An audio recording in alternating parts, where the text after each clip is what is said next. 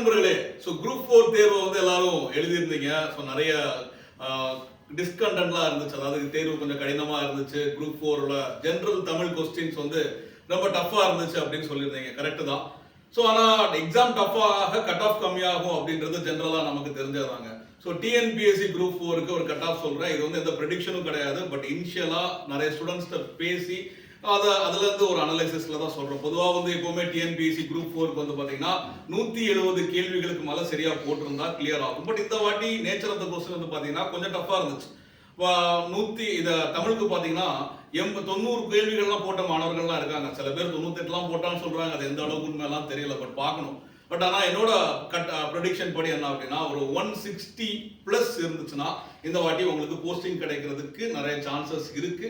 But அது எப்படி வேணாலும் மாறலாம். நம்ம அஃபிஷியல் கீ வரட்டும். அஃபிஷியல் கீ வந்ததுக்கு அப்புறம் நம்ம இன்னொரு டீடைல் வீடியோ வந்து நம்ம போடுறோம். Thank you so much. நம்ம சேனலை சப்ஸ்கிரைப் பண்ணிக்கோங்க. நன்றி நண்பர்களே.